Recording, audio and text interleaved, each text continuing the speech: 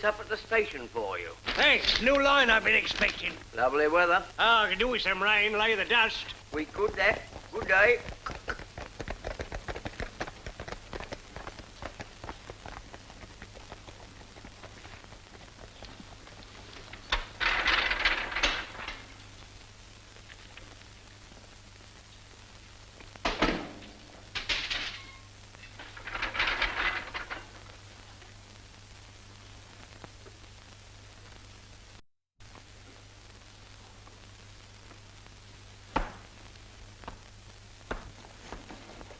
Don't handle the stock.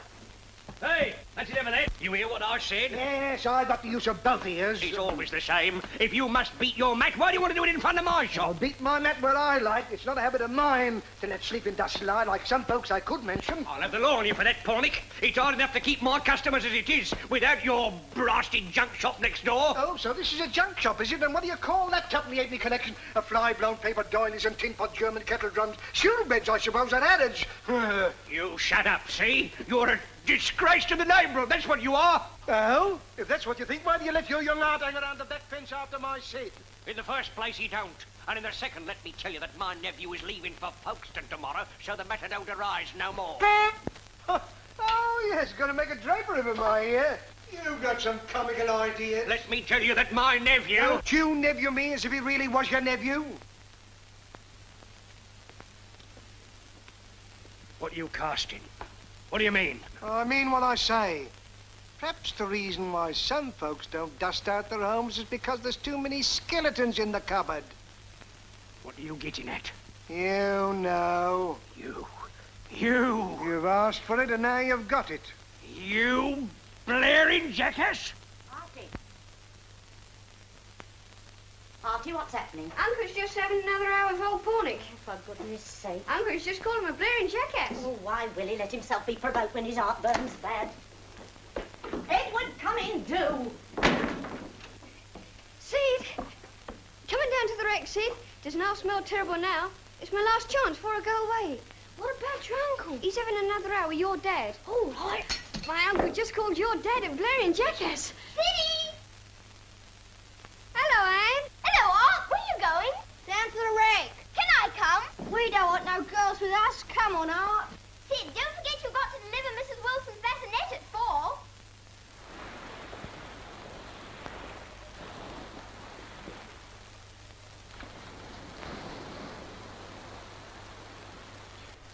Mr. Mate, can you see a sail? Hang, Captain Pornick. No sail inside. You down the third, Sid? That's right, so's you. You're too weak to move. Mr. Mate? Yes, Captain Pornick. My limbs are failing, but I'm going to make one more desperate attempt to reach that water can. You watch. I've got to reach it, because we're alone in the South Seas, without a human soul to come to our help. What you want? I told you to stay at home. Let me join in, Sid. I won't spoil it, honest I won't. You do what I tell you. All right. Start up in the bows and watch for a sail. What did I do if I see one? You won't see one. There ain't any. We're in uncharted waters. Go on. Don't you ever have a sister, Artie? Oh, I don't know. What's wrong with it? Sisters is rot. Girls, if you like. That's different. Ain't sisters girls? No. You got a girl? I have. Really? Who? Wouldn't you like to know? Tell us. Secret? Course. Dying solemn? Dying solemn. I'll spell it. Maudecarters. Maud Charters. Get out. She is. Truth? Truth. But her father's a vicar. Oh, I know. She's got a bicycle, too. I'd like a girl, too. I mean, just to talk to and all that. Siddy, it's 4 o'clock already. You won't half cop it from Dad if you're late with Mrs. Wilson's bassinet. All right, I know. I'll have to run, Artie. See you before you go away. Goodbye.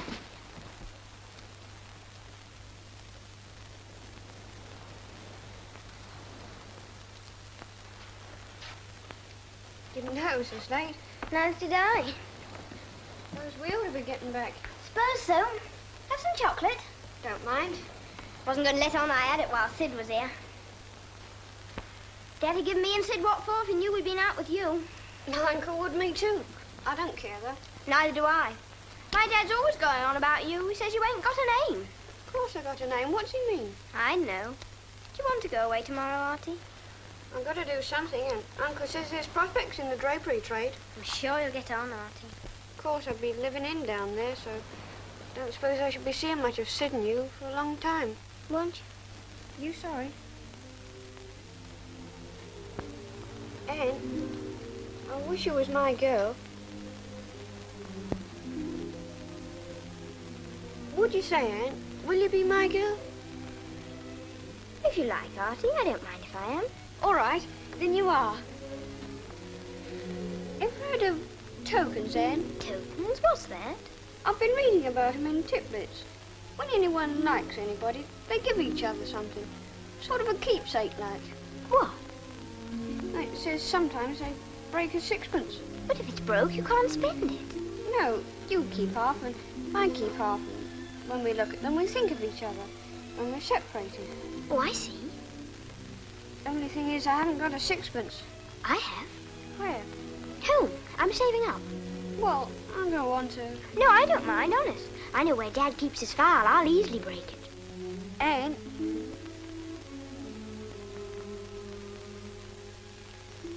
what would you say if I was to ask you to let me kiss you like?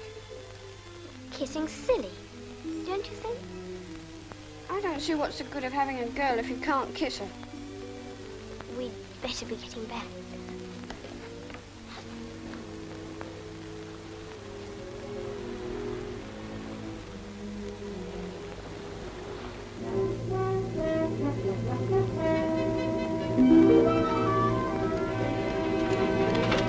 Here's the bus.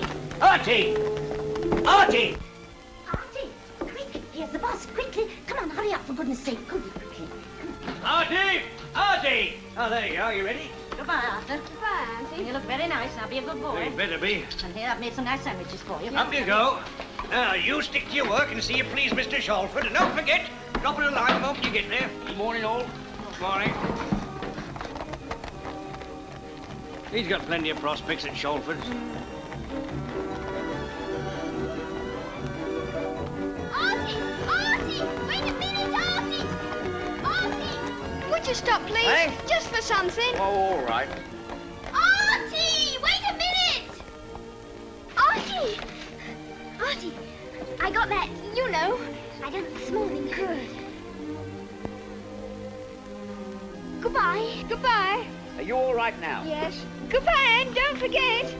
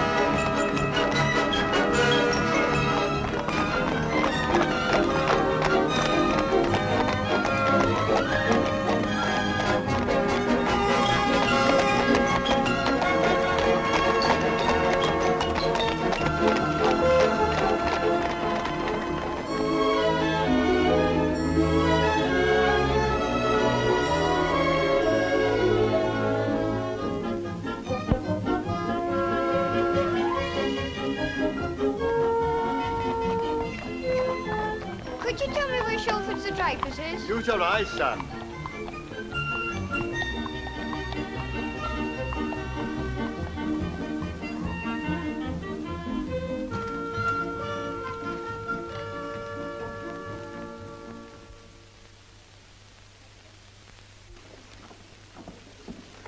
Can I help you? Anything particular you was wanting? Are you Mr. Shalford? No, you're looking for a crib. Eh? A job? Yes, sir. God help you. Door over there. Thank you. Everything all right, madam?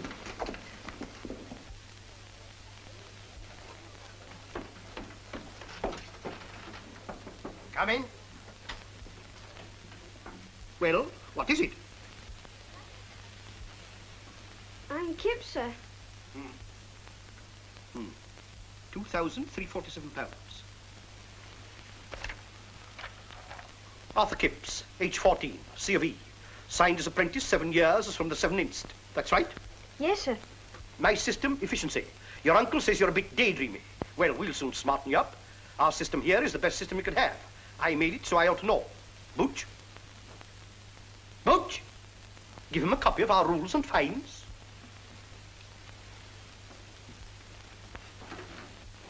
Whatever Mr. Booch tells you to do, you do. Yes, sir.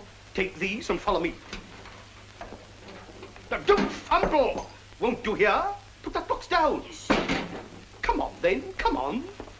Rules quite simple, my system. Rise 6:30, in by 10:30. Lights out 11. Fines for breaches of regulations and inefficiency. Matter won't arise if you're smart. You won't find anything better at the price, madam. Mr. Buggins? Yes, sir. Skips, new apprentice. Yes, sir. Whatever Mr. Buggins tells you to do, you do. Yes, sir. Yes, Follow me. Wonderful quality, madam. That's the way to the dining room. Lavatory. Latest thing. Move with the times here. System everywhere. Efficiency. Follow me. Mr. Carshot. This is Kipps, new apprentice. See he don't fumble.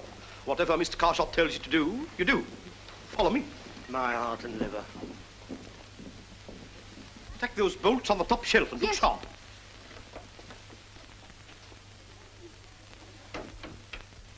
Kipps.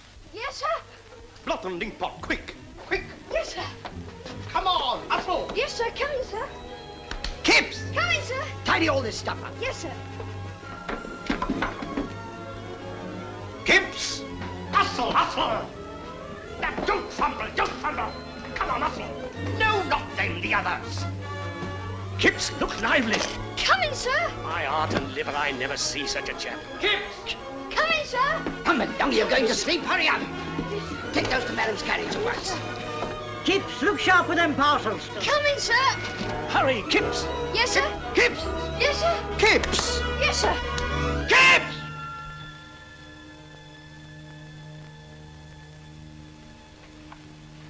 Tired, young'un? Just a bit. You'll get used to it. What the blazes made you come into the drapery trade, eh? Uncle said there was prospects. Prospects. My heart and liver. He said perhaps I'll have a shop of my own one day. Shop of your own. Were you right in home, boy? Yes, sir. I suppose you're wondering why the lights go out. Always goes out at 11 o'clock. Yes, Teddy's system. Oh. I'll tell you what prospects you got. When you get too old to work, they chuck you away. You'll find old drapers everywhere. Tramps, beggars, quad, anywhere but in a job. As for a shop of your own, how is a draper shopman going to save up £500 even? No. I tell you, we're all in a blessed drain pot. And we got to crawl along it till we die. Good night, all.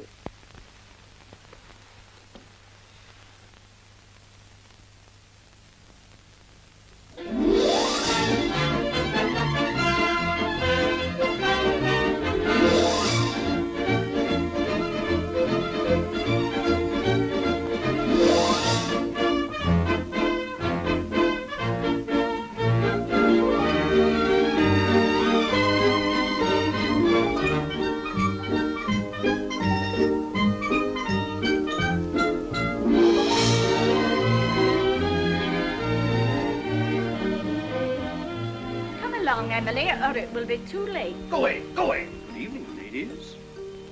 Oh, you're closing. Never too late at Shalford's, madam. Mr. Kipps, forward, please. Mr. Kipps. Mr. Kipps. Mr. Kipps. Coming, sir. Hurry, Kipps, hurry. Mr. Kipps, would you please attend to these ladies? Certainly. Good evening, madam. What can I show you? I want a little bit of something to cover a stool. A remnant would do. This way, madam, if you please. Very seasonable weather we're having just now, madam. Some nice new cretons I can recommend. Very attractive.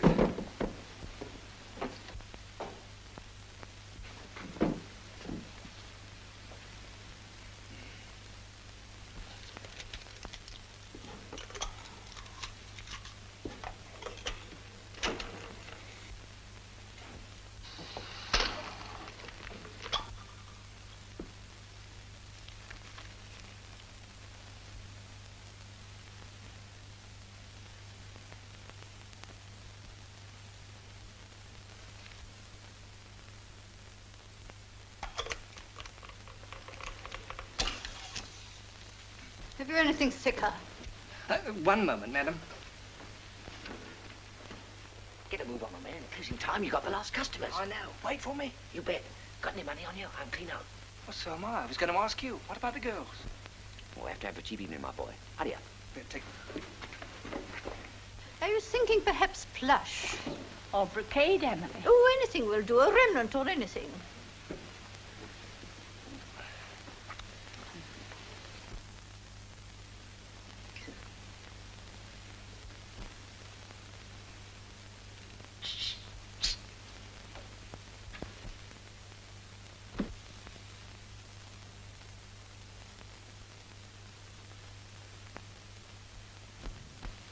Very attractive. Absolutely our latest.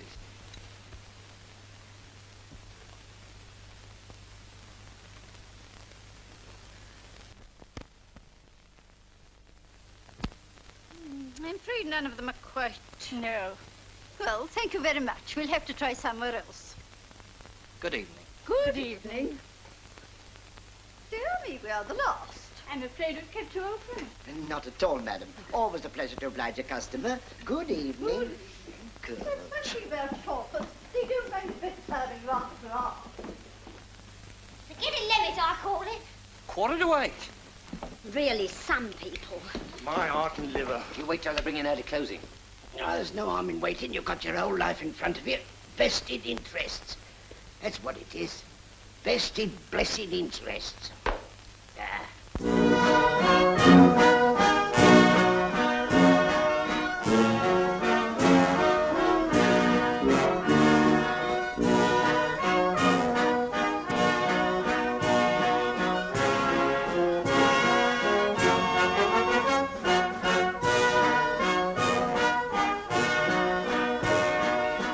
Nothing like a good old stroll along the prom, I always say. The band concert in the Pier Hall. Yeah, how about going in here and listening to the band? Oh, I don't mind if I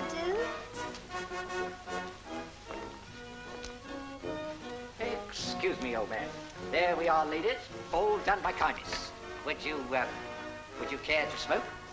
Well, the very idea. Mr. Pierce. Now, come off it. We saw you, both of you. That's right. You did not. Oh, yes, we did. Of course we did. When might I ask? It was on a Tuesday when Teddy was up in town, puffing your heads off in the stockroom on the QT. Trying to blow smoke rings. I don't know, I'm sure. You nosy pockets. You'll have to be more careful in future. So it seems. Really, Mr. Kipps, I should have thought you had a better use for your time. Well, I don't know about that.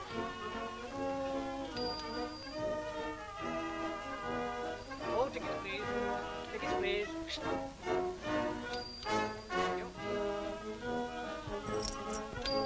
Well, girls, what about strolling along? Suits me. Now, let's wait until the band's finished this piece. We've heard it plenty of times before. But we've only just sat down. You are a fidget. Oh, I'm sure I felt a drop of rain. Hey? By Jove, you're right. Come on, girls.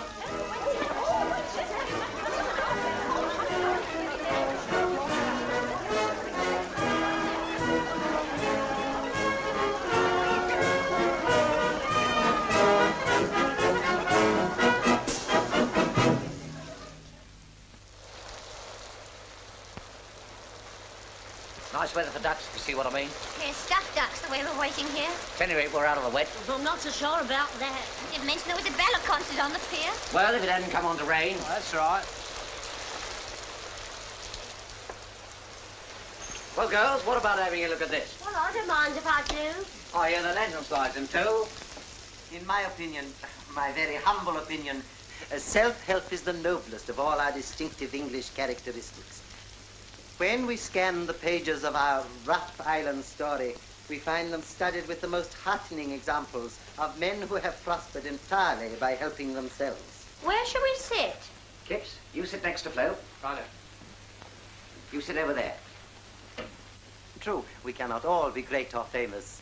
Full many a flower is born to blush unseen and waste its sweetness on the desert air, as Gray so aptly expresses it in his beautiful elegy. Oh, it's poetry.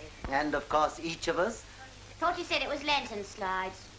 Each of us must do his duty in that station of life to which it has pleased Providence to call him. Thomas Carlyle, himself an example of what self-help can accomplish, has written these words.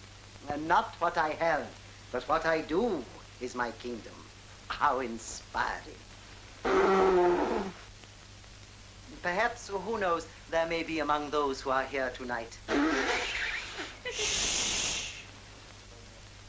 continue, if I may, there may be one among those who are here tonight who, as those great men did, longs to grasp the rich fruits of the tree of culture, but feels he has no ladder with which to enable him to reach up to even the lowest of its most tempting branches.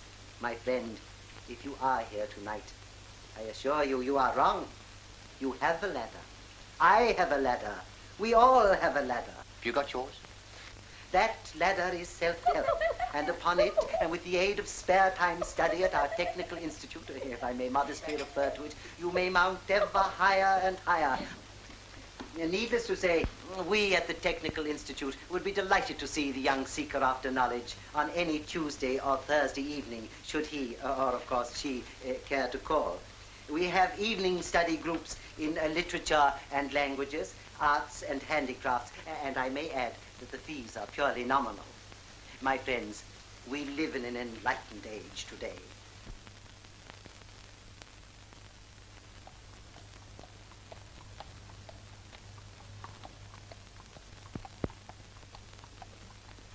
How's that, girls? Dead on time? Oh, thank goodness. Yes, thing I must say, we might have got the sack. Can't think why he couldn't take the omnibus back. Well, I told you, girls, off round the town. Good night, girls. Oh, good night. Good night. Good night, Mr. Kipps. Good night. I do declare you haven't said a word all the way home. Oh, I've been thinking. Hope it's done you some good, I'm sure.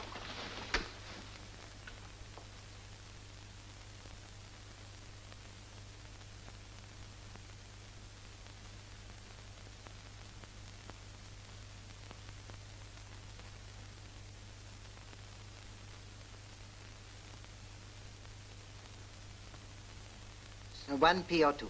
Two. Two. Occupation? I'm an improver in the drapery. Shalford's Bazaar, you know. I see, and you want to be a self-improver in your spare time, eh? Yes, it's just it. Well, what put the idea into my head, Mr. Coote, was happening to hear the talk you give last night. Oh, indeed, really, one does what one can. Now, what were you thinking of exactly? Well, I thought perhaps literature or something like that. Literature. Well, unfortunately, that class is already in mid-session. Pity. There's French. Yes, I wouldn't mind having a go at that.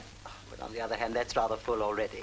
I'm afraid there aren't any other language groups. We were thinking of starting a German class, but there didn't seem to be much local enthusiasm for it. Of course, there's economics. No, perhaps that's just a little advanced. I have it. Wood carving. Wood carving? Yes, the class has only just begun, and I know Miss Walshingham is just a little short of her full muster. I'll take you right along. Well, I don't You'll find it really fascinating. I was thinking of literature. You have Shakespeare and all that. Oh, really? I'm not much good with my hands, you know. Ah, Miss Walshingham, I have another pupil for you. Come in, young man, come in, come in. Really, Mr. Coote? Mr. Kipps. How do you do? So you're keen to take up wood carving, are you? That's right. Splendid. You just take a seat at the desk over there. I'll be with you in a moment. Come along. Quite common, of course, a little shop assistant at Shalford's, but he seems very willing and respectful, and one must do what one can. Of course. Ah, well, back to the plough. Have you done any carving before, Mr. Kipps? Oh, yes, of course. You may sit down. No, I can't say I have, not really. You'll find it very useful. For decoration, of course. Yes, that's what put the idea into my head. You'll soon get into it. We've got to the sort of pothook stage. I think you'd better get to know the chisels first. Will you, just move? Oh, so. Thank you. Yeah. Now, this is the gouge for small grooves. I see. You hold it firmly, but not too tightly, like this. And cut. So. A little at a time. I see. Look. There. Would you like to try? Oh, not much use with my hands, really. Oh, it's quite simple. All right, I'll have a go. Let me.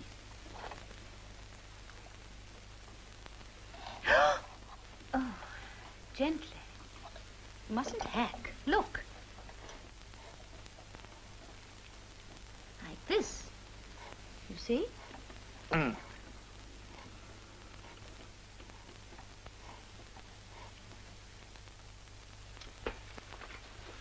What's up, Longan? Got cramp? My Artie never lost his voice, too. It's the monotony. Mine goes blank. Often happens to wage slaves in the retail trade. Now, in my case, it gets the feet first. There's more like him. Mine goes blank sometimes for hours. Blast, Teddy. Yeah, and I still got half my left foot to do. I remember once a young fellow was took like that after stock taking. Kept muttering to himself all night. 5 dozen pairs, cambric drawers as per patio with. Yeah, mine went blank. Good night.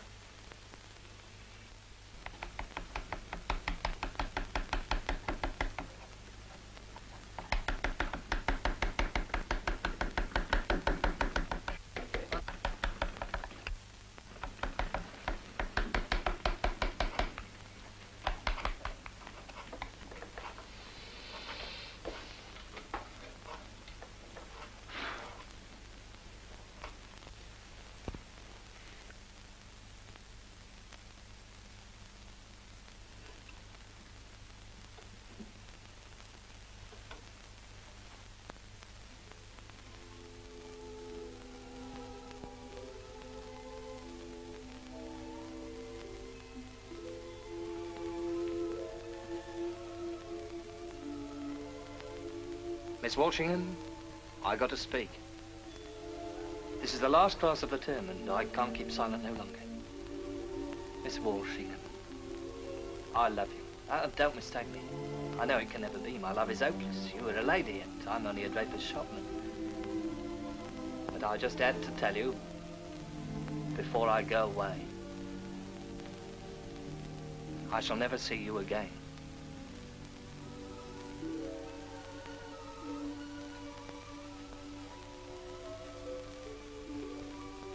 Goodbye. Wait. Yes? Where are you going off to? Africa, maybe, or the South Seas? Who can tell? I shall never forget you. Just a minute. You can't go out of my life. Not like that, you can't. I got to. I never told you to go, did I? No, but... Don't you see I can't bear you going? I love you just like you love me. Miss Walshingham.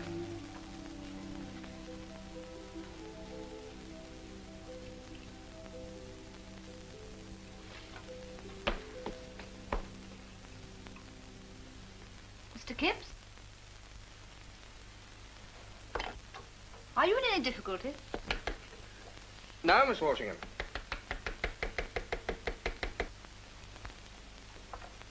Helen, could I borrow that little thin chisel? Yes, dear, of course. You know, you've made a conquest. What? Mr. Kipps, haven't you noticed? He can't take his eyes off you. Oh, nonsense. It's true. I was watching him only just now. My dear, you've got a romantic mind. But just now I... Take your little chisel.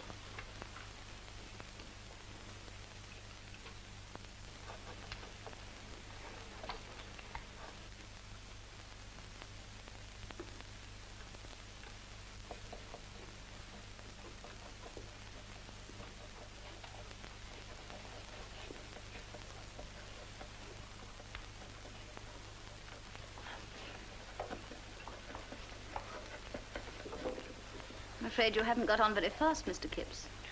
Well, it is a bit hard. Your work is really quite promising. I tried to do it like you said. I've no idea it was so long. Well, that's that. Good night, Miss Walshingham. Good night, Good night, Pornick. Walshingham. Thanks for the very pleasant term. Oh, good night, Tom. Good night. Good night, and thank you so Good much. night. It has been nice, hasn't Goodbye, or perhaps I should say au revoir till next term. it? Au revoir. Goodbye, Miss Walshingham. Oh, we shall be seeing you again next term, I hope. Well, if you think it's worthwhile, Oh, I do. well, then I will. I want to improve always. Ah, splendid. Good night, Mr. Kipps. I'd do anything for... do anything.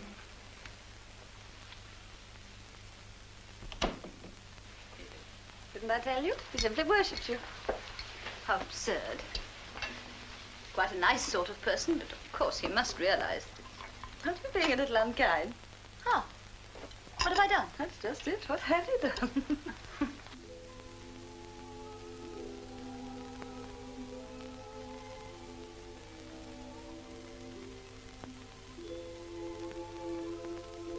Bip, bip, bip, bip. Look out! Get out of the way, you're running!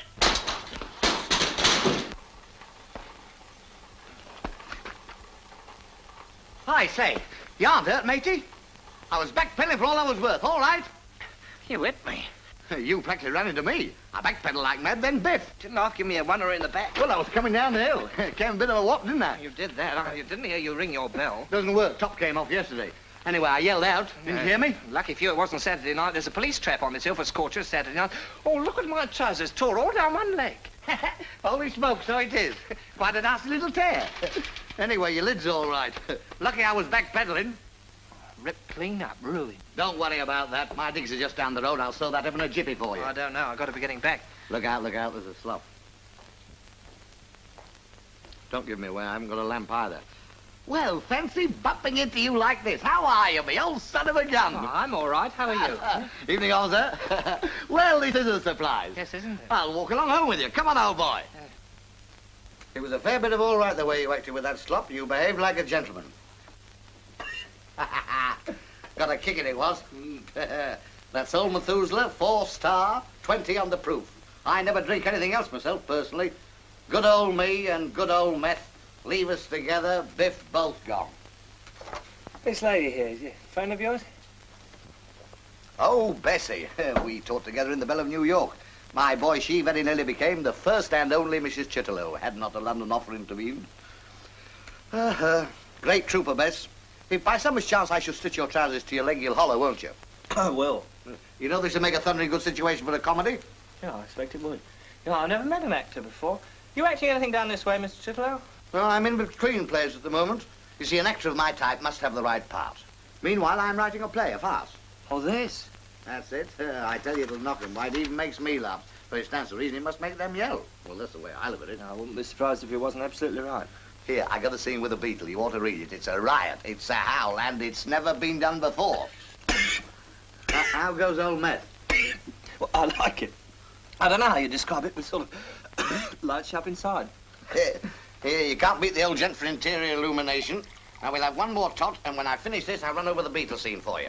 Oh, I got to be getting back soon. But she'll be the first living soul to have heard it. I appreciate that, old man, really I do. But I'm in the drapery trade, see? I've got to be back. They lock the door by 10:30. When I think of that beetle, what a scream. It'll tear them apart. They'll be rolling in the aisles. You see, Popplewaddle, that's my hero. He's a sort of absent-minded professor type. He collects beetles. They're his ruling passion. Why, he practically thinks beetles. It's an absolute scream. What a situation, eh? I tell you, they'll die. It'll kill them. Now, in the third act, Popplewaddle, he don't come back as himself because he thinks he's wanted for forgery, see? Right. We come to Mrs. Crumpholm's tea party. All very la-di-da-di-da-di-da. You know the type of thing. When Lady Whortleberry is announced. And in comes who? Let me think. Popplewobble, old boy, in her clothes with the muscle. Biff. Ha ha! What do you think of it? It's damn fine. My boy, you're a born critic. I'll just walk it for you.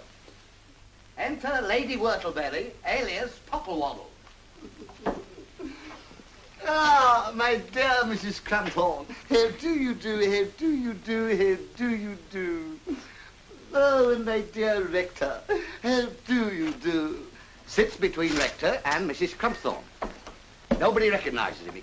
Sugar Lady Whortleberry, 2, please. Thank you. Suddenly, biff. Beetle comes through a window. Bzzz. He spots it. Bzzz. It's the very beetle he's been wanting for his collection. Bzzz. See? Bzzz. Bzzz. Suddenly, Beetle settles on Mrs. Crumpholm's head. Bzzz. He goes to grab it. Bzzz. Bee buzzes off. Suddenly, Beetle comes back. Bzzz. Settles on Popple's head this time. Bzzz. Falls down his neck. Bzzz. Right down his back. Bzzz. Popple rushes out of the room. Kipps comes tearing after him. Popple dashes through French window. Kipps follows him. What Kipps? Why, the Rector! Oh, no, my name's Kipps. Huh? Kipps. What about him? That's me. You can't go putting me on stage, Chilwell. You'll make me lose my job. You mean to say your name's really Kipps? That's right. Holy smoke. I can't have it, Chilwell. I can't have it at all.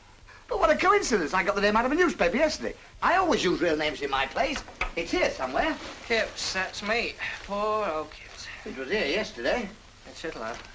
What, old boy? All right, I won't be a minute. I'll find it. Chitterlow, I'm going. I'm going back to Teddy and make him open the door and tell him I'm very ill.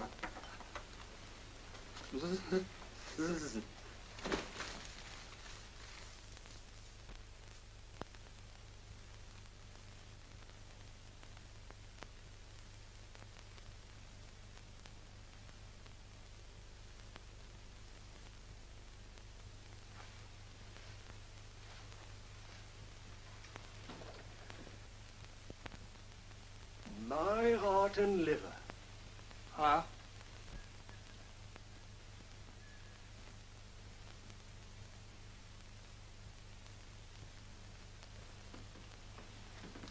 Teddy? He knows. Oh. He's waiting for you in his office.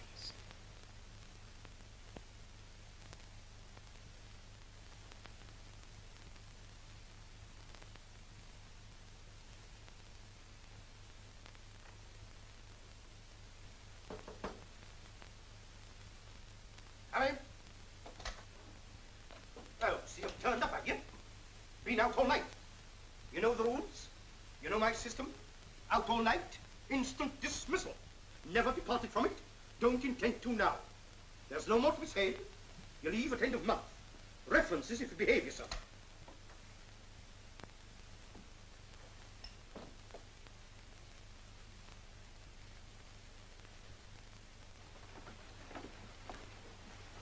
Swapped, kicked out to clear the street. Bad luck, old boy. Oh, really? Oh, Teddy's system. Well, I was wanting a change anyway. He happened to give notice first, that's all. Where'd you get to last night, old man? Well, as a matter of fact, I had a bit of a thick night with a nectar friend of mine. An actor? Yeah, he's an author, too. We got talking about the theatre and drinking old Methuselah, 4 stars, and, well, one thing led to another like, and, you know.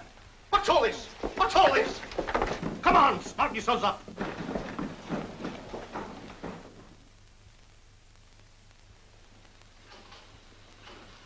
This way for the nightgowns, madam. Thank you. You gonna try for another crib? I don't know. Curious thing, but every time I've had the swap, I never thought I'd find another crib, never. But somehow I always did. Think I will? Of course. Go right up to London, get a cheap room, and hang out. Don't eat too much. There's many a chap put his prospects in his stomach. Mr. Buggins. Come in. And whatever you do, hang on to your collars and cuffs. Pop them last.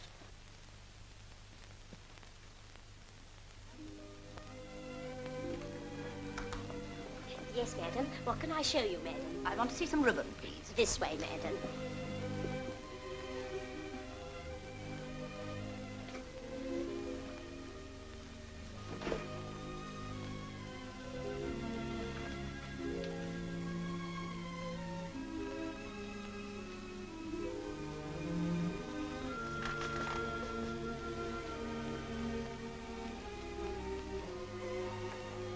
How do you do, Mr. Kipps?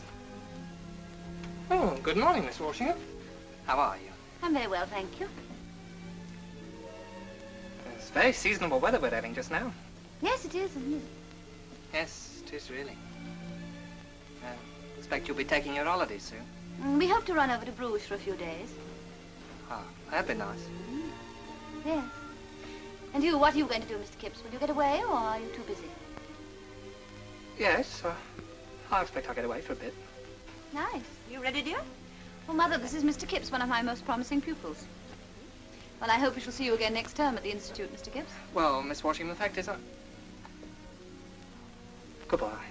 Bye.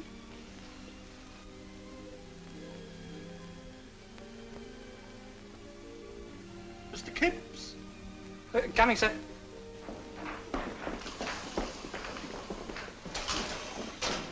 Get the sailor's hat off the model in the window. The one with HMS Tundra on the ribbon, because his dad's on that ship, you see. And look sharp. Yes. Why can't I have a cat? Shut up, can't you?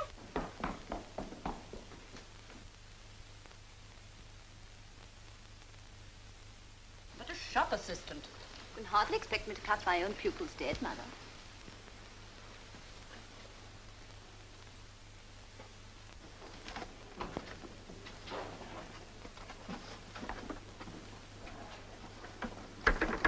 I want to see you.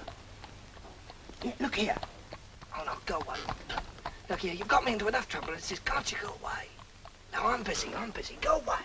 I can't help it. I'm busy now. You get me into trouble. Go away, will you? Kipps, how much longer are you going to be? Do you want to leave here without references? No, sir. Well, then, hustle. Yes, sir. I'm sorry, sir.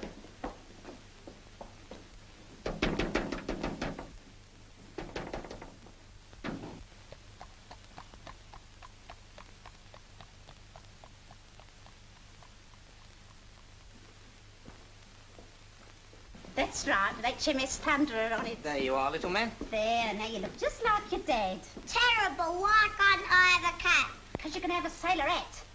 There, that'll do nicely, thank you. Oh, very good, madam. Hi there, can I have some attention? Here, Kipps. I think I've got the odd farthing here somewhere, yes. Thank you. Good morning, madam. Good morning. Why couldn't I have a cat? Look here, fellow, you can't come here. I've got into enough trouble through you as it is. Kipps, listen to me. Because they are starting to decide it's not very popular with underwear, sir.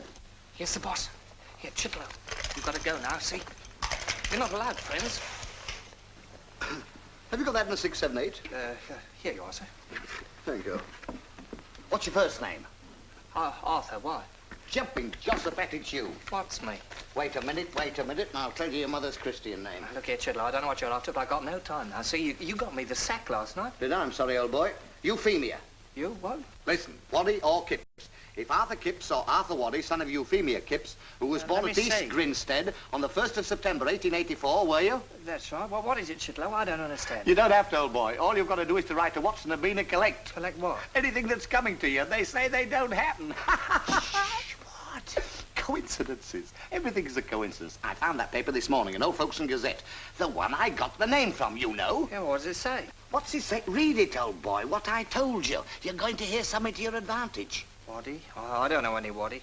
Yeah, you don't worry about that. It's you, all right. All you've got to do is write to Watson and Bean at once. Well, what do you suppose it means? Something to my advantage? Might mean anything. Money, if it does. Don't forget your little Harry C. But if you was me... I've written first thing this morning. Oh? Did you find anything to suit you, sir? No. As a matter of fact, I wanted one of those lavender toppers they wear at Ascot. Well, we could order one for you, sir. Oh, thanks. Well, I'll see if I can get them to postpone the races for a couple of days and I'll pop back. Morning.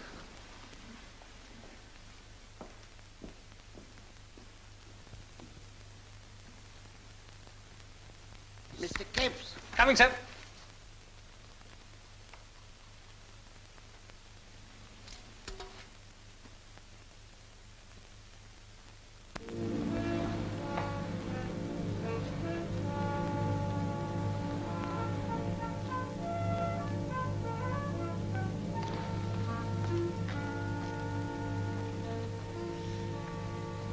I say, you see that there house? You'd never guess it belonged to me, would you? That's it there, Ewington. It's hot enough without fools. What do you mean, say it doesn't belong to me? It was left me this morning by a grandfather, what I never even heard of. What else do you think he left me? £26,000. Try that game on with me and I'll give you in charge. What game? Wasn't born yesterday. Jenkins, take me away. I know your sort.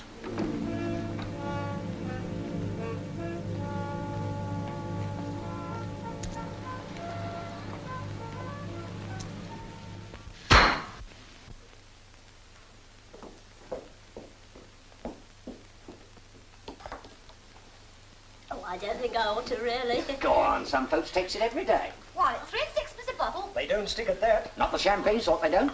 Well, Mr. Kipps. Yeah. Mr. Kipps. May you live to enjoy it. If anyone deserves it too much, you'll help on Miss Noble. It's Mr. Kipps.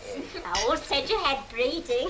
Was lucky Teddy being in London. If Teddy was here, we wouldn't be doing this. As the oldest wage slave in this establishment, it behoves me to convey to our young colleague here, indeed, I may say our friend, our heartiest congratulations on his sudden access to fortune.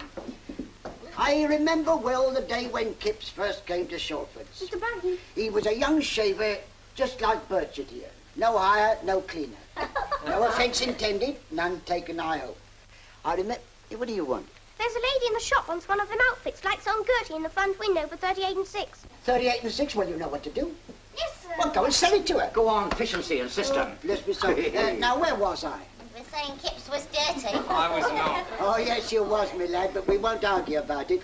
I always said he'd make a go in life, and my words have come true. It's pleased Providence to raise him to a higher level. My friends, the toast is our Kipps. Come on, Kipps, up you go. I never was much good at making speeches, and I don't hardly know how to thank you. It's all knocked me over a bit, if you know what I mean. You've been so kind. I'll never forget you, straight on home. Thanks. We should never forget you either. Good old Kipps. Yes, good old Kipps. Good old Kipps. He's a jolly good fellow. He's a jolly good fellow.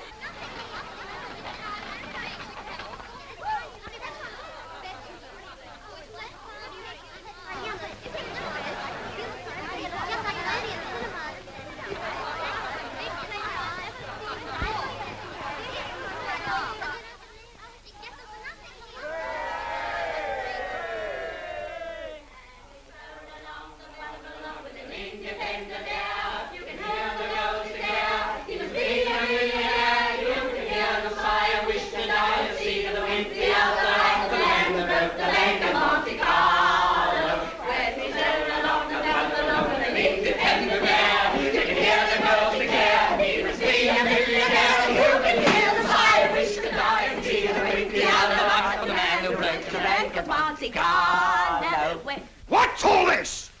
What is this horseplay?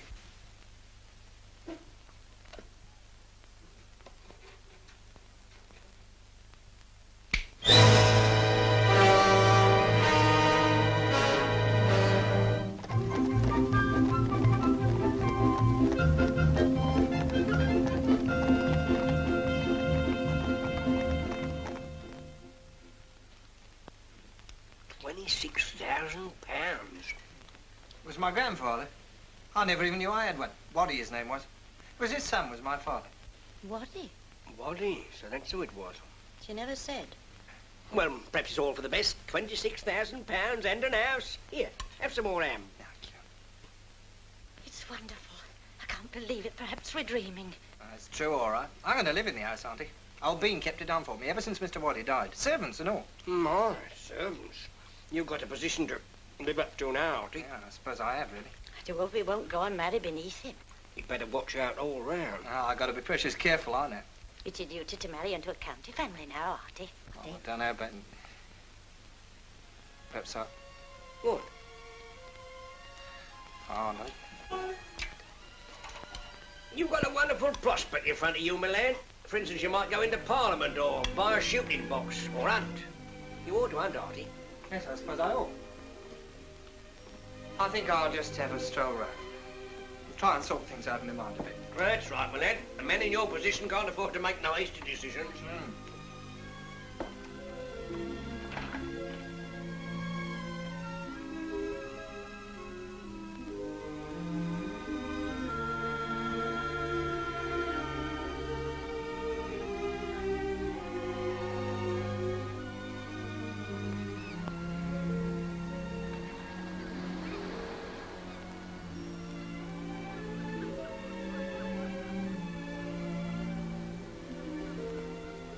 Hello, Hot Kipps. Don't you remember me? And Pornick. Why, I am. Well, I'm blown. You've grown up. Oh, so have you. You've got a moustache. Oh, that's right. Do you like it? Suits you. I didn't know you was back. I just see you through the window. How did you? Thought perhaps you'd forgotten me. By me? No fear. Well, I just thought perhaps you had. Oh, of course not. Well, it's a long time since I've seen you, and it must be more than 7 years. Don't do to count. Now, how you been keeping? All right. You look all right. Do I? Rather. Oh, it's nice to see you again, and sort of brings back old times, like. Do you remember the last time we was here? You bet. You and Sid. Well, how is Sid? He's doing fine. got a bicycle shop in London. You know he's married. What, Sid? Got a baby, too. Well, fancy old Sid. Well, sure you haven't gone and got married, too. Not me. What you been doing, Anne? Been over at Rye in service. I'm in a bit of holiday now. I'm going to a new place in Folkestone next week. As a parlour maid this time, Artie. Are you really? Artie, do you remember that sixpence? What? You know, the one I cut in half. Of course, yes. You ran off to the bus and give it me. I've still got my half. Have you? You got yours? Rather. What do you think? Didn't expect you to keep it. I always thought it was silly keeping mine. Besides, it didn't mean anything, really. Oh, didn't it? I often wondered how you was getting on, Artie. You still in the drapery? No, as a matter of fact, I'm not. What? You mean you left? Mm-hmm. That's right. I had a stroke of luck. Come into a bit of money. Money? Oh, Artie. Just about £26,000. 26,000? My grandfather left it me. A big house in Folkestone, too. I'm living in it now. Well, aren't you going to congratulate me? Oh, I'm glad, Artie. Really, I am. I'm sure you deserve it. Oh, I don't know about that. Oh, I think I ought to be getting back. Well, shall I walk along with you? If you like, Artie. Righto.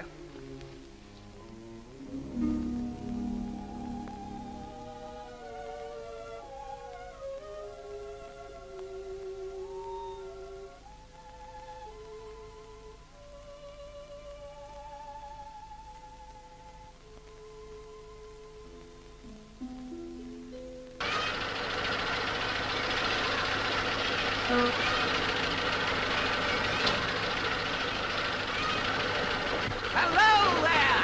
Hello! Kipps, the old boy!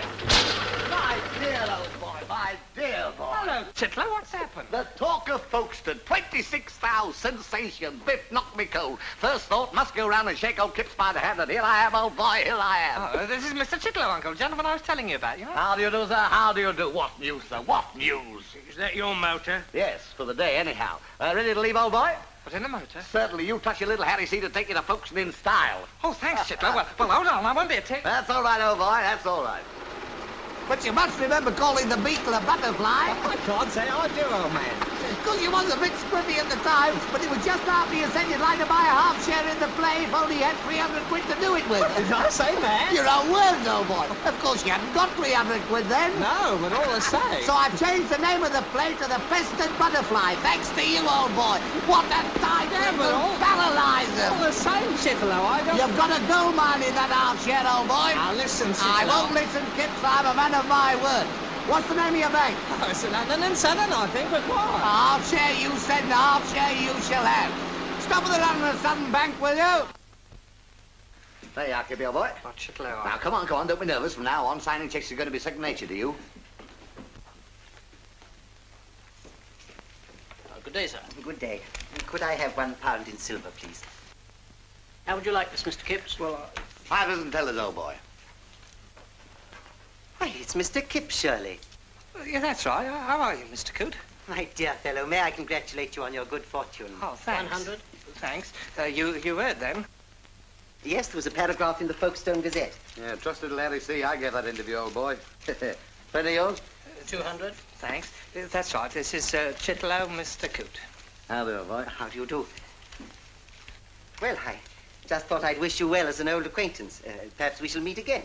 Oh, thank you. But are you doing anything now, Mr. Coote? Oh, only pottering, you know, just pottering. 300. Well, I was wondering if you'd care to come up to my place and have a smoke and a chat, like, eh? Thank you. I should be delighted. All pleasantly great. Thanks, old boy. I promise you'll never regret it. Chitlow? Sorry, old boy, I got a train to catch. I'll just about manage it if I run. Oh. Shan't be needing the motor anymore if you want it. Well, goodbye, old boy. Keep in touch with me. Yes, I will. Glad to meet you. So long. Oh, you might give the driver £2.10, will you? I haven't got less than a fiver here. Would you care for a ride in the motor, Mr. Coote? Oh, by all means, yes. Thank you. Well, after you.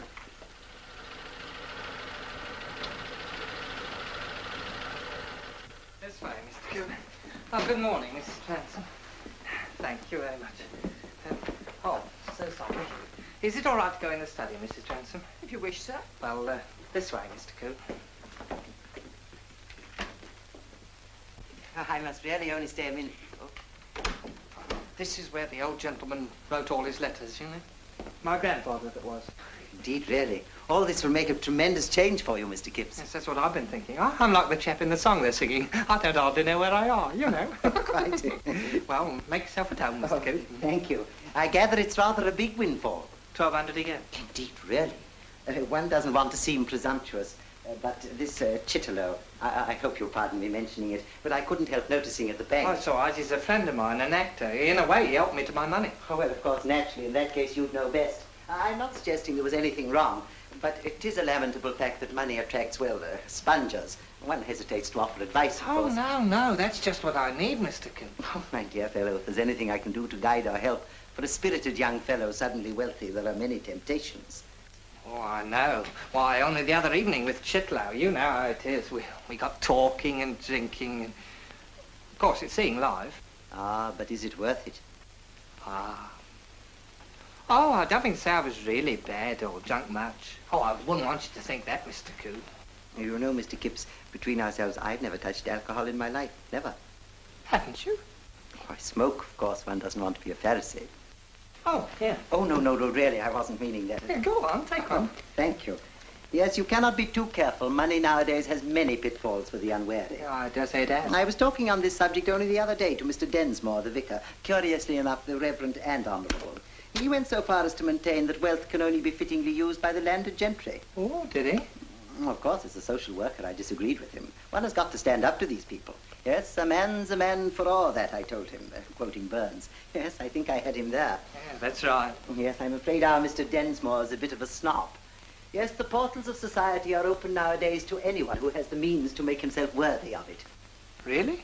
Oh, indubitably. Why, at school with me were a number of tradesmen's sons, wholesalers, of course. Yes, education is a great leveler. Oh, that's just it, Mr. Coote. I'm not educated. Well, not properly, that is. One can acquire education. You really think I could become a gentleman? You owe it to your position, my dear Kipps. You mean I ought to get with educated people who know how to do things properly, so that if I wanted to call on someone, I could know how to behave? That and other things. Being a gentleman is a full-time occupation, I'm afraid. Yeah, I can see that. Oh, but there's nothing to get alarmed about.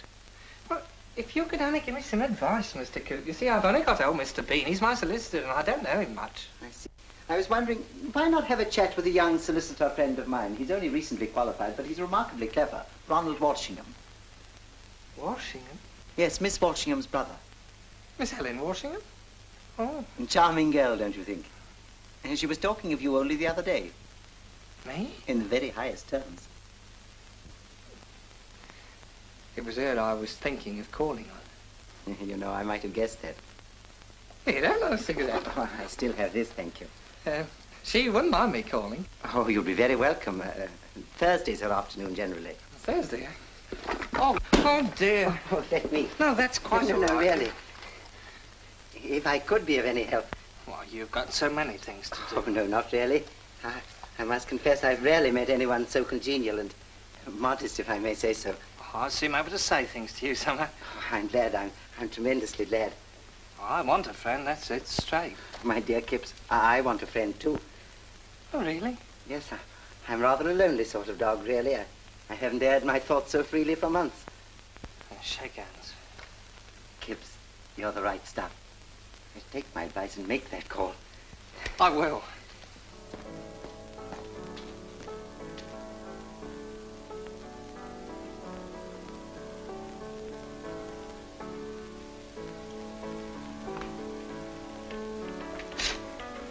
Why, Mr. Kipps, good afternoon. I just thought I'd call. Do come in, will you? Oh, thank you.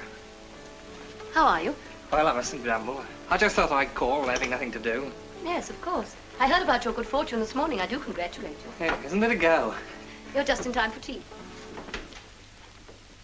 Come in. Thanks. Hello, Kipps. Hello, Mr. Coote. This is my brother Ronnie. How do you do? I heard all about you from Chester. If you'll excuse me, I'll just go and help Mother with the tea. I'm afraid we're without a maid at the moment. Cigarette, Mr. Kipps? Oh, thanks. And by the way, congratulations. Oh, thanks. I say, won't you sit down? Thanks. By the by, I believe I mentioned Ronnie to you. He's a fully fledged solicitor now. Yes. So if you want any advice, old chap. Yes, I should be only too glad. Thanks. Mr. Bean's handling my business just now. Of course, I don't know much about him, but... Oh, Watson and Bean, eh? What do you say, Ronnie? Oh, well, really, Chester. Professional etiquette, I... Well, we're only asking your opinion, eh, Kipps? Well, orthodox, you know. You mean they're not quite, all right? Oh, yes, they're honest enough. But if you don't mind my saying so, a little bit old-fashioned.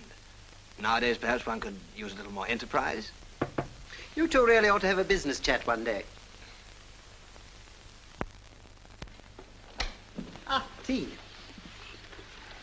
Well, Mother, you know Mr. Kipps. So pleased to meet you, Mr. Kipps. I think we met before in the shop. Yes, of course. So nice of you to call. Yes, I just thought I would. I'm so glad. You were a pupil of Helen's at the wood carving class. Yes, that's how I had the pleasure. She took such an interest in it. It was an outlet for her, you know. She told me all about you. Milk and sugar, Mr. Kipps. Just as you like. Do sit down, everybody, please. Here you are, Kipps. A little bird whispered to me we ought to congratulate you, Mr. Kipps. Oh, thanks.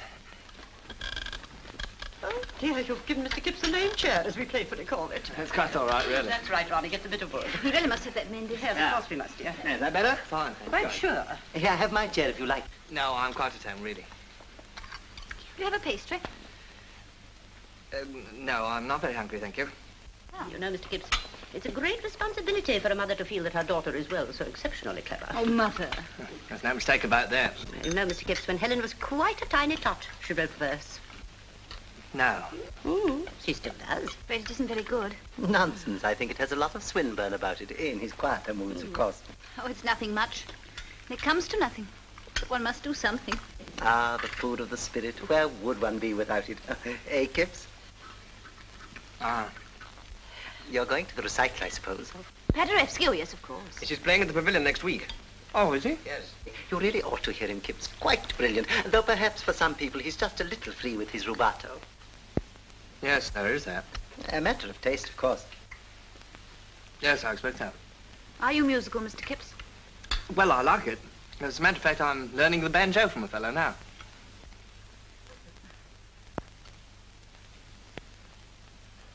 Will you have some more tea?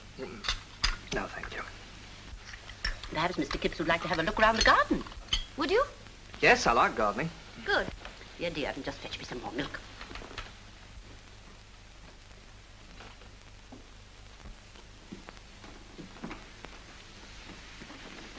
It's not very big, is it? Oh, I like it. It's small. But then this is the day of small things. The outlook might be worse. At least there one doesn't stare one's social replica in the face. It's nice. I like that lilac tree over there. It's pretty. Yes. My father used to like that. I didn't know you wrote things. I don't know whether I'll ever be any good at that anyhow. I should think you could do anything if you wanted to. I wonder. I'm afraid I'm too ambitious. Well, this isn't very much of a springboard, is it? I don't know. I suppose not.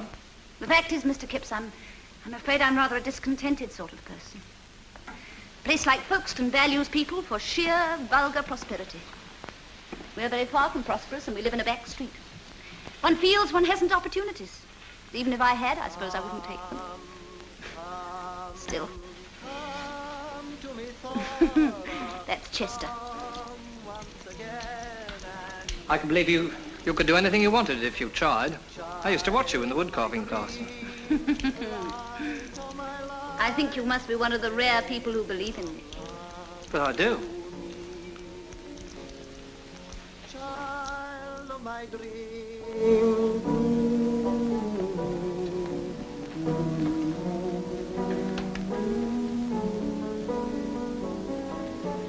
Angel of love to be.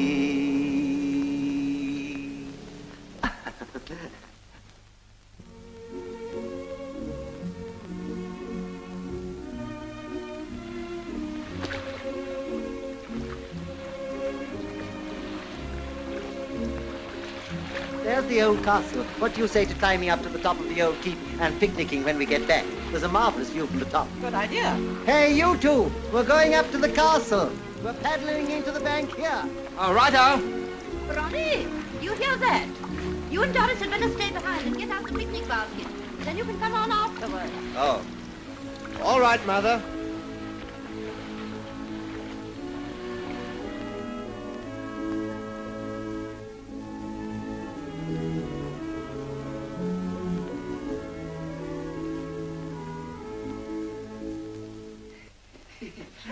Quite a climb, isn't it?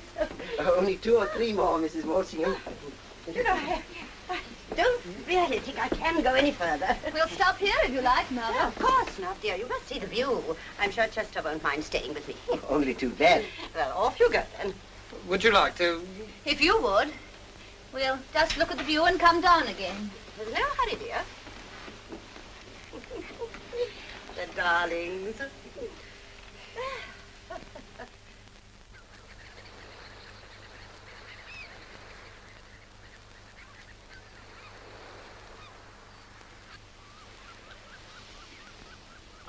Glorious, isn't it? I wonder what it looked like when they were building this. Oh, a lot different, I expect. Perhaps they jousted here. Well, we're up to all sorts of things. I was always a one for scenery. When I see things that are beautiful, it makes me feel silly like. You needn't. You know, Mr. Kipps, you hold yourself too cheap. Oh, I do? You shouldn't. You mean you don't? Why should I? Well, I mean, for instance, you don't think of me as an equal. Why not? Well, I'm not. Perhaps you haven't enough faith in yourself. If I thought that you could do anything. Mrs. Walshingham, do you think you could care enough for me to help me? Mrs. Walshingham, do you care for me at all? I must say, I must know. Yes, I know. I know. Me? You mean you do? But promise if I never hold you cheap, you never will yourself. You mean? I mean, I hold you dear. You mean to say you'll marry me? What else could I mean? You? I?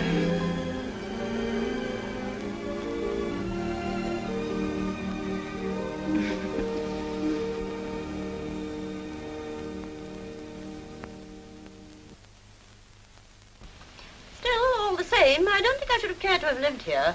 Here we are. Come along, you two, now. We mustn't keep Ronnie waiting any longer. Well, wasn't the view lovely? Mm-hmm.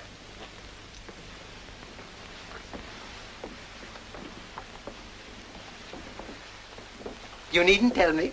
My dear Kipps, this is better than a legacy. Oh, I can't hardly believe it. She's splendid. Don't deserve it. And it began before your money? When you put me in the wood carving class. Of course. It's a county family, you know. They're connected with the Beaupreys, Lord Beaupre. Oh, it's too much. My dear chap, if there's anything I can do, help you choose the ring, perhaps.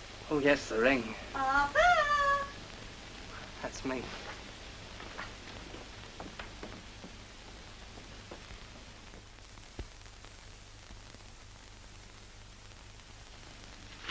C-U-Y-P-S? Well, they've spelled my name wrong. That was Chester. He apparently found that the correct spelling was C-U-Y-P-S. It was a Flemish family of that name who settled in Kent several hundred years ago. I've never seen it spelled that way. How do you say it? Not Q-wipes? No, you pronounce it Kipps as before. I see. Anyway, it's wonderful, even if it is spelled different. I'm not good enough for you. The more you see of me, the more you'll find me out. Would you really like me to help you? I wish you would. There are only a few little points. For instance, there's your pronunciation. You don't mind if I mention it? Of course not. There are H's. I know. Coote promised to help me about that. It only needs a little care. And then there's dress. Well, isn't this all right? Yes, but you don't want to be too elaborate, too dressy. You want to look right without looking as though you were trying to be right. I see. And then you must try to be more at ease when you're with people. Forget yourself a bit. Don't be so anxious, you know? I'll try. I'll do my best to try. I know you will.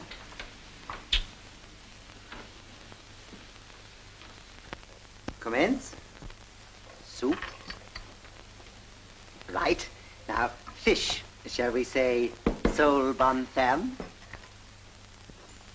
Quite right. And what goes with fish? Chips? No. What wine? Oh, Burgundy. No. Sauterne. Ah, yes. Or?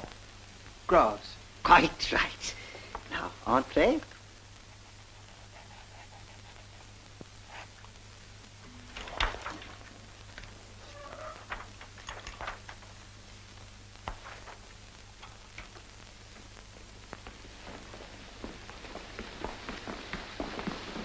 Lord, they haven't upped up the price of those chemisols. I beg your pardon. Oh, it's nothing. It's just a line they've reduced.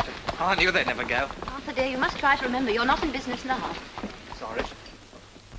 Melodious stuff, old Omar. After that, you might read Sartor Resartus. Carlyle has a grand, rugged style. Has he? I mean, has he? You know, I got a lot of difficulty with those two words. Which is which? Oh, it's perfectly simple. As is a conjunction, and has is a verb. Ah, say, but when is each which? Oh, always. One says has when one means one has. For instance, one says he has. I mean he has. Otherwise, one says has he has. I mean as he has. It's perfectly simple. I see. Yes, I got it clear now, I think.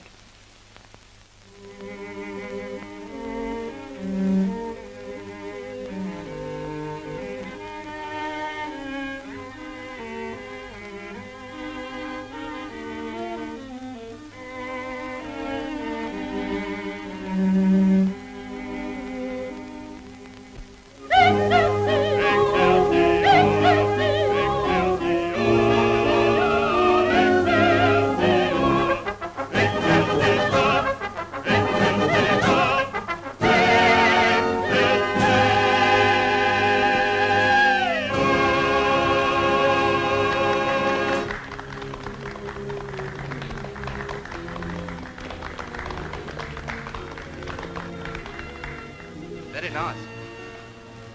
May I? Yes, dear, of course. Oh, by the way, this came this morning. I don't know any Mrs. Binden-Botting.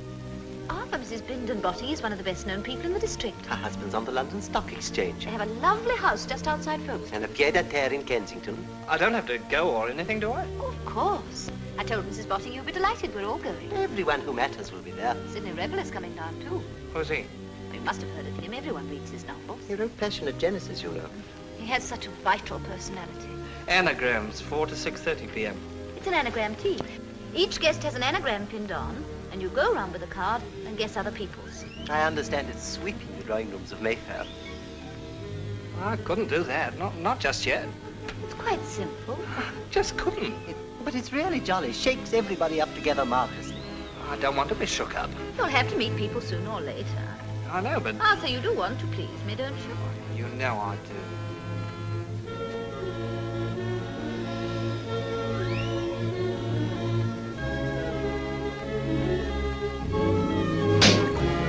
Hello, Kipps, my boy. Hello, Huggins. It's nice to be a gentleman. Oh, what a life, eh? Seen her ladyship lately? No. I run into her along of old Sir William t'other day. She asked to be remembered to you. You know, old Sir William's gout is something dreadful. We don't hardly ever see him in the club these days. Yeah.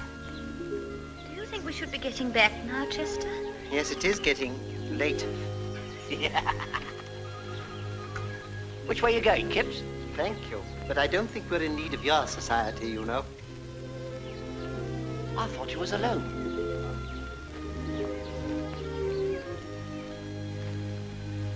I think that was simply frightful, Chief. I know, but they didn't mean anything. See, I used to know them. That's no reason why they should be so beastly familiar. Well, I don't see why not. I was with them for years in the shop. They've got a right to talk to me, haven't they? Yes, Arthur, of course they have. I don't see what else you could have done. Quite. These things are bound to happen while we're here in Folkestone, but presently we shall be living in London. We shall build up our own little circle of friends, and then everything will be different. London?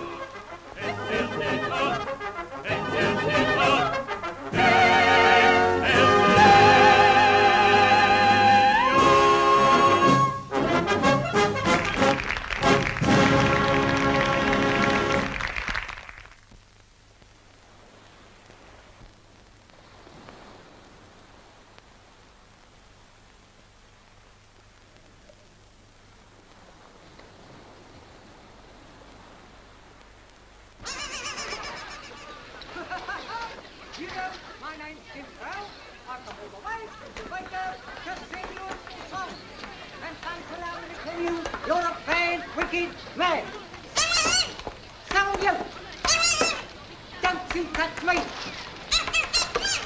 Don't you push me. Don't you shove me.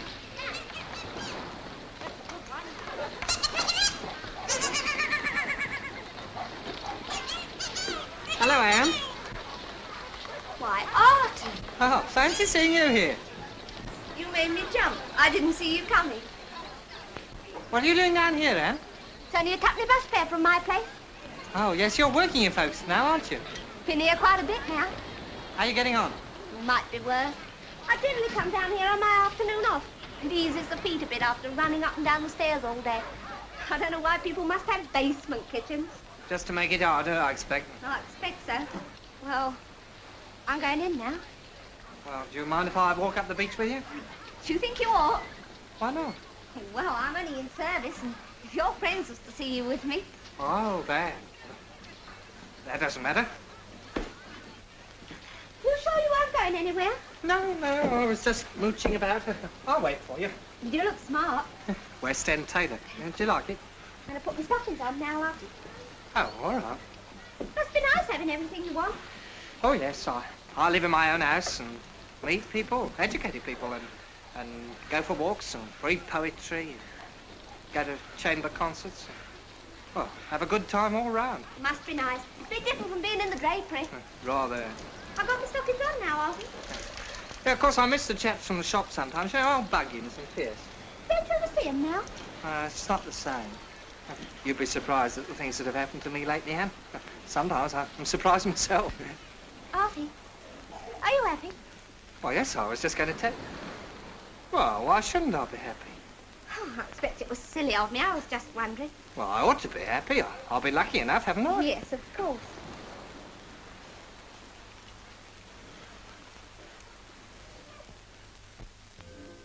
Those were good times we had together, you and me and Sid, weren't they, Anne? They were there.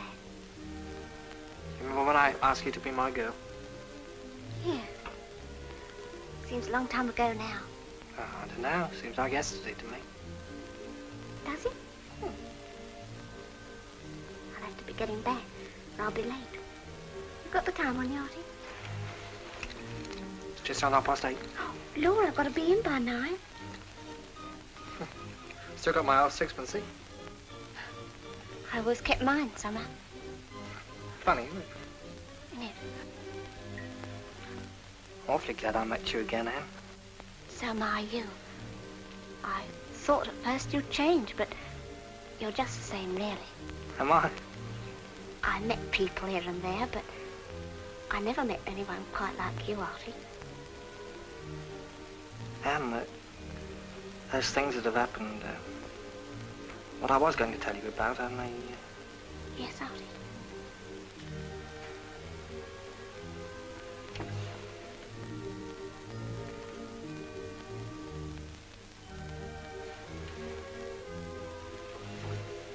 Done it hard, Kipps. I never meant to. I don't know what came over me. You ought to be ashamed of yourself, kissing her and not even telling her you're engaged. I started to tell her, but... It's not as if you was in love with her. I suppose not. You've got to think of your position and stop flirting with servant girls. That's what you call being loyal to Helen. Well, she won't know. Supposing you were seen, how would you ever face Helen at the anagram tea? Who says I'm going to any blooming anagram tea? It's quite easy. An anagram is just a word with the letters rearranged. Take the word smug, for instance. Gums would be an anagram. Or, of course, mugs. Exactly. G-U-M-S, S-M-U-G, M-U-G-S. You follow, Kipps? Mugs. Ah, here we are.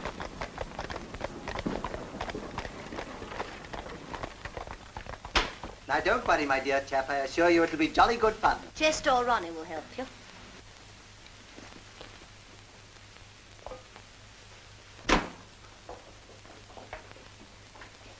Mrs. Bindon-Botting. Yes, sir. Will you come in?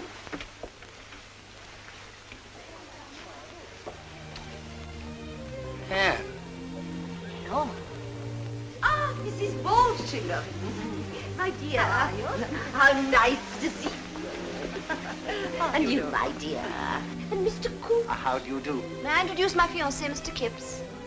How do you do? Oh, I must congratulate you, both of you.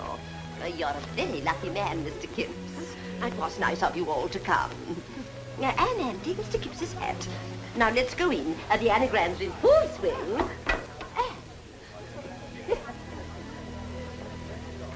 Dear maids, but you'll soon be experiencing a certain problem yourself. Yes, I expect so. Anagram. Now, will you each take one? Will you take yours? Thank so amusing. Oh, my dear, Sidney Revel's here. Oh, really? He was just this minute asking for you. Mother. Now, come along. Here we are. Serve up. Now, you know what to do. Just trot around and guess. Serve up. Oh, fun.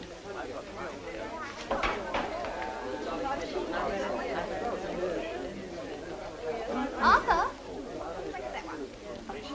I assure you, more marriages have been wrecked by the persistent fidelity of the husband than anything else. He very nearly wrecked mine. Oh, Mr. Revel, I really believe you're quoting from one of your own rather risque novels. Dear lady, I admit it. Sydney is more than usually devastating this afternoon. But I'm in devastating company. I want you to meet Mr. Revel. This is my fiancé, Mr. Kipps. Oh, really? Oh, my dear fellow, how'd you do? How'd you do? Sit down. Sit down. Oh, I know that one. What another? Really, Mr. Revel. We'd better hurry or he'll be sure to win. Come along. It's apparently the only prize that's left for me to carry over.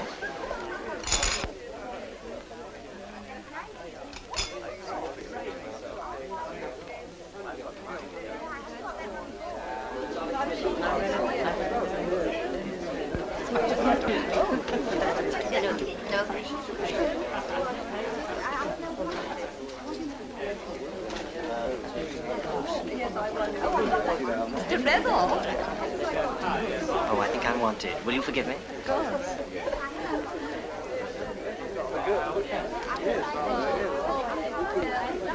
Have you guessed any anagrams, Arthur? Well, not many, I'm afraid. Never mind, you soon will. You know, you look very nice. I'm quite proud of you. Sugar, madam? You. Sugar, sir? And two, please. Thank you. Move about, dear, won't you? You're sure to be able to guess some. And I think you dropped this, sir.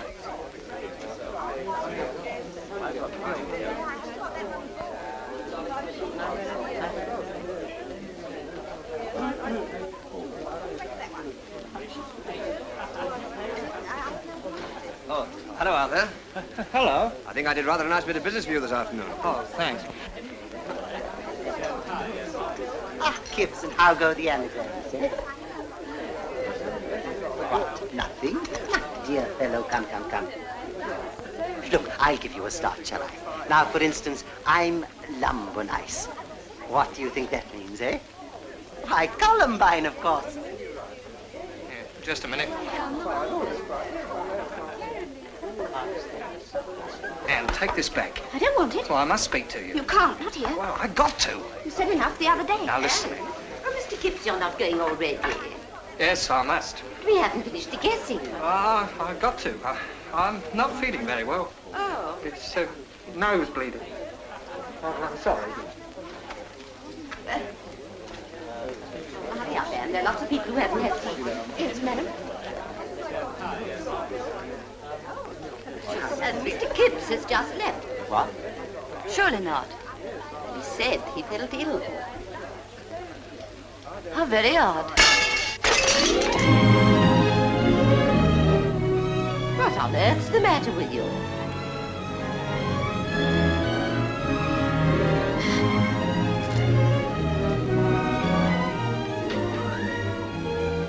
Well, really, these names. Lots of tears, too. Unrequited love, perhaps. Probably some fatal Folkestone guards.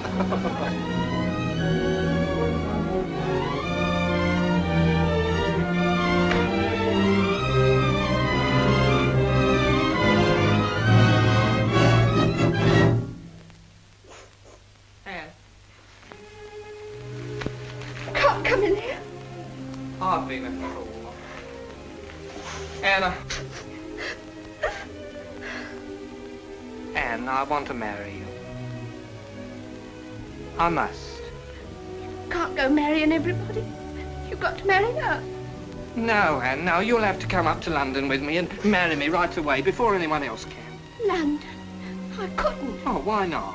I haven't given notice here. What's that matter? Besides, it wouldn't be fair to her. You haven't treated me right, either. No, I know I haven't. I've been all wrong. I just didn't know what I wanted, but I do know now, Anne. Anne, will you come?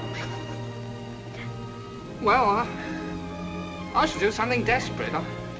If you don't come with me, I should go out and... Well, I'm going. Artie, I'll do it. That's for me. No, we've got to go now. But what about my box? It's upstairs. Oh, never mind your box. But it's got all my things in it. I'll buy you 100 boxes in London. Come. What is this? Like anything, who cares? Oh, dear. If we don't now, we'll never. Coming. Artie, I wouldn't do this for everyone, mind you. Come on.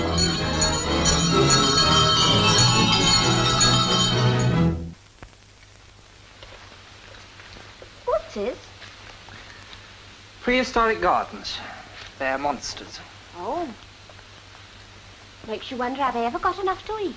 Oh, I expect everything was all in proportion when they was alive. Oh, I see. You lost your glove, Mrs. Kipps? You know very well I haven't. Showing off your wedding ring, eh?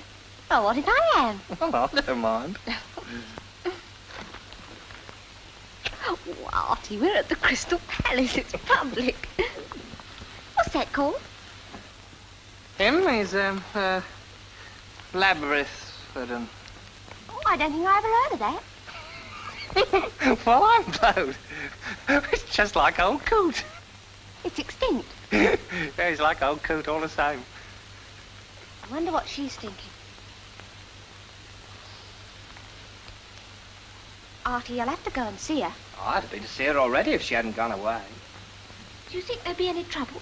How do you mean? Well, breach your promise. Oh, no, I don't think they'd do that. I'll apologise and offer damages to her brother. He's still my solicitor, you know. Oh, anyway, we're married. They can't alter that. Be nice to have an house of our own. Rather. You'll know all about what the servants is up to anyhow. We're not going to have servants. Oh, we'll have to, you and didn't. What, not hardly be able to go into my own kitchen? Well, we've got a position to keep up now, you know. Artie, I don't like to have to say it, but I don't like Hewington a bit. Why, ever not? Well, for one thing, it's got a basement, and I've had quite enough of basements. And another thing, it's too big. Artie, couldn't we go somewhere smaller? Well, I suppose we could let it. Dear, I know. Why don't we build a house of our own? Build one? Just like you want it. No basement or anything. Do you think we could? Well, why not? I'll see an architect as soon as we get back. Oh, I don't know. I think it's having houses built by men that makes all the work and trouble. Well, you can tell him just how you want it. What do you say, Anne? Would be nice, Artie. Just 2 reception rooms and a modern kitchen. And a study for me. Oh, can't you just see it, Anne? Just a little house, Artie, sort of cosy. Tea time with a cat on the hearth rug and kettle on the hob. And buttered toast and muffins. And you, Anne? Bow windows, 1 rough cast gable, 1 half timbered ditto in plaster, a loggia in the Italian fashion, a Gothic-style porch and Tudor hall, and a conservatory, much appreciated in the summer months. Very nice, but it is a bit on the big side, like, isn't it? You think so? Don't forget that you asked for an unusually large kitchen, 20 feet square with a window seat. We want the girl to be comfortable. Quite, but we couldn't very well build a house with the domestic quarters the largest feature, could we? We only asked for 3 bedrooms. 3 principal bedrooms, plus, of course, the servants, your husband's dressing room, the box room, bathroom and separate office, very modern feature there. And you may remember we just touched upon the necessity for a nursery, at some future date, of course. Yes, I believe I did mention that. Very well, then. Well, would you mind if I had a word about it with Mrs. Kipps? Well, by all means.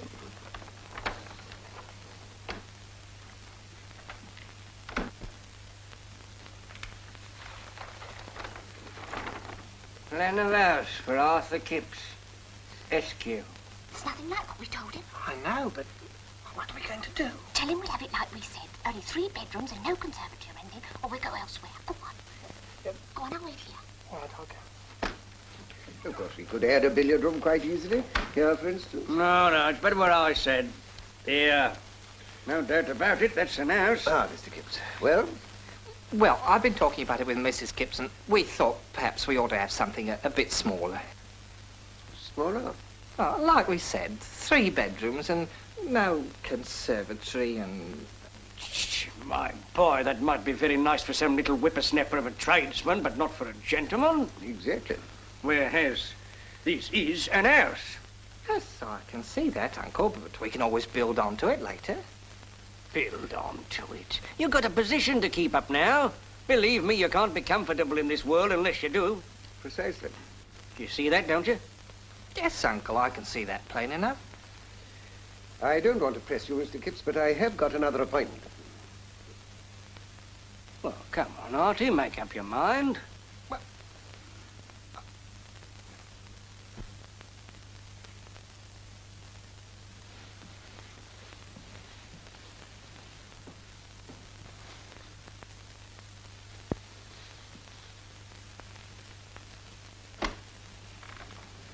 Then I'll forward you the estimate.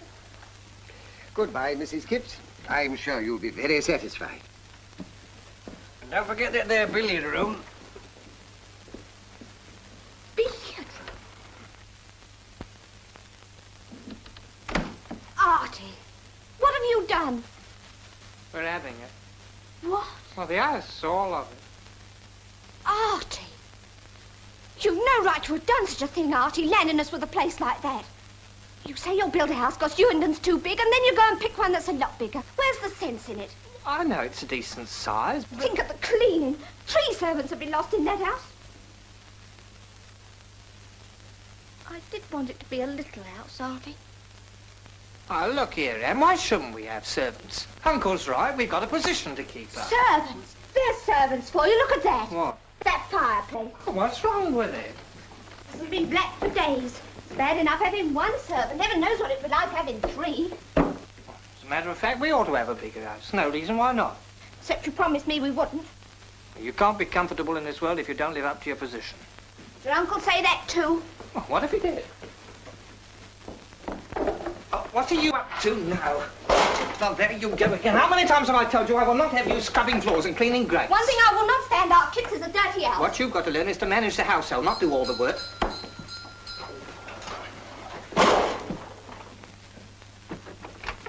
Yes? Good afternoon.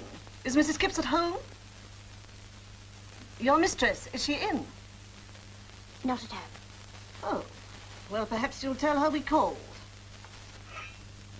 Mrs. Pornick Smith.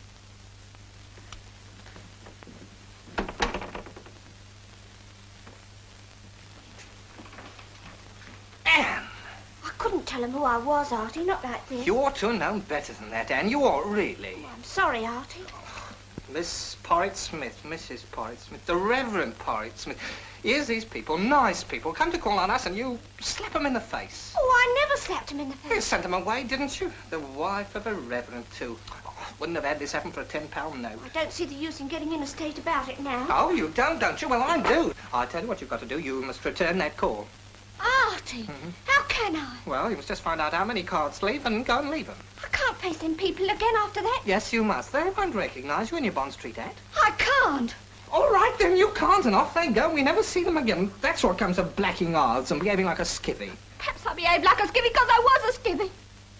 Well, I've improved myself, and you might try at any rate. I never ought to have married you, Artie. Oh, don't start that again. I'm not equal to your position.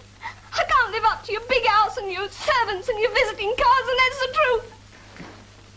I'm sorry I married you. I never would have married you if you hadn't said you'd do something desperate. So you better go out and get one of them divorces. Well, all right. If that's them again, you've got to come down, see, and apologise. Telegram for Kipps. Oh, thanks.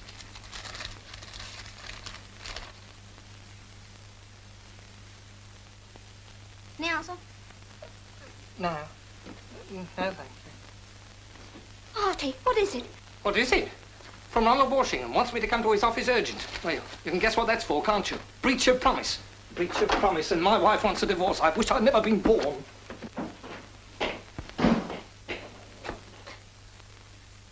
This way, Mr. Kipps.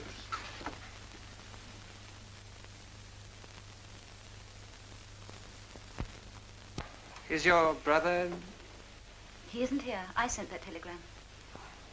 I've been trying to see you. I wanted to apologize, like, about you and... Oh, it's not that. I asked you to come because there's something that I must tell you. Now that you're here, I don't know how to do it. You see, it's very bad news. Oh, what's happened? My brother's gone. Run away. Arthur, he's made a terrible mess of everything. Everything of yours. It's my fault. I ought to have warned you. I don't understand. Sorry to be so indirect. It isn't very easy. I'm trying to tell you that my brother has ruined you.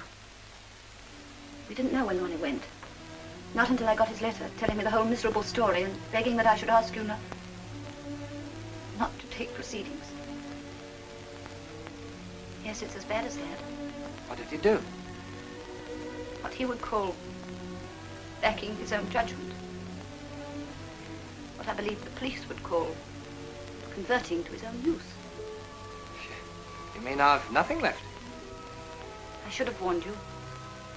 But in the circumstances, it was a little difficult. Oh, yes. Well, I suppose I'd better be going. What are you going to do? I don't know. I've got to realize it. Oh, nothing about that anyway. Oh, thank you. You're so good. What'll you do? Why, I shall go on. I think I once told you that I was too ambitious. Ambitious for security and the right people and not having to bother about keeping up appearances. Well, I still am.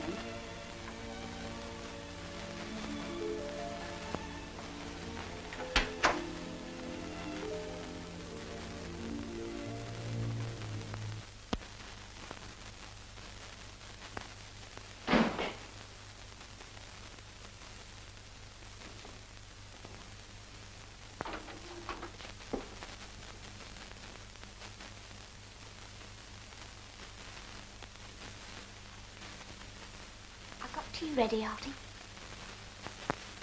Have you? Why, Artie, what's the matter? Oh, it's gone. What? Our money, all of it. My brother took it. Artie? We're ruined. We haven't a penny left. Oh, Anne. There, Artie. Tell me in a minute. Have a cup of tea first, won't you? I'll make you some buttered toast just the way you like it. You've still got me and I've got you. We'll find a way. You've been wonderful about it, Anne. Really, you have. We have been happy together somehow, haven't we? Yes, Artie, we have. I'm sorry I spoke to you like I did this afternoon.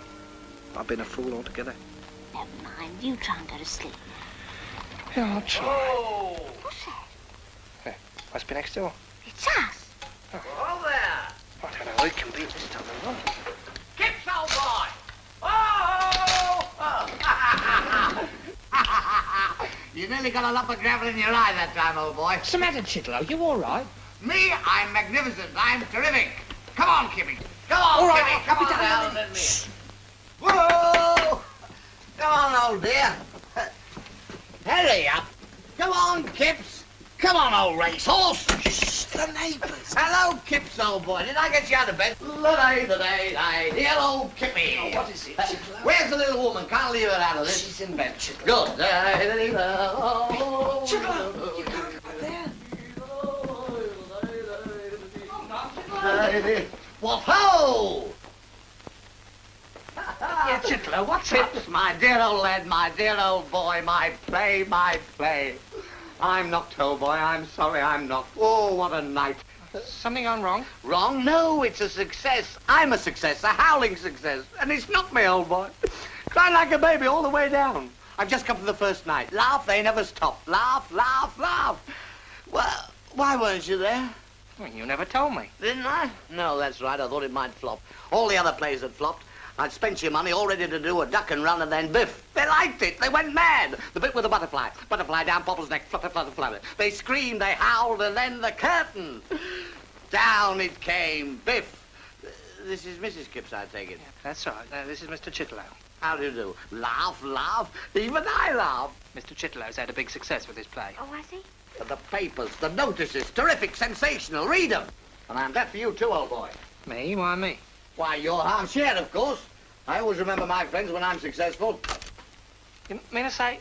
You're all right, take it from me. It'll run a year, perhaps two. And that means money, cash, the box office, the libraries, week by week pouring in. If you'd heard him, you'd know. Really? Oh, Lady Whortleberry, come in, get yourself at last. Let's drink to what's coming to us.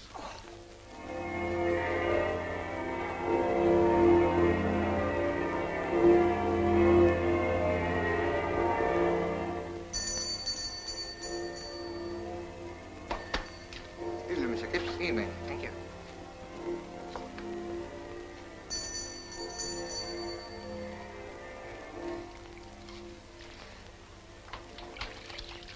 Another check from old Chitlow, Aunt.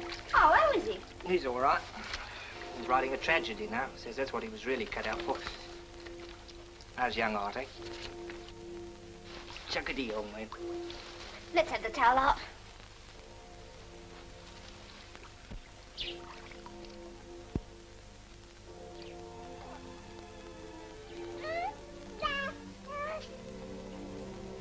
Penny for him, Art. I don't know that I was thinking of anything much, really. Perhaps I was just thinking what a rum go everything is. Remember I used to say, you can't be happy in this world if you don't live up to your position. Silly, isn't it? Funny old Art. Ain't I? I don't suppose there was ever a chap quite like me before. Oh, I don't know, though.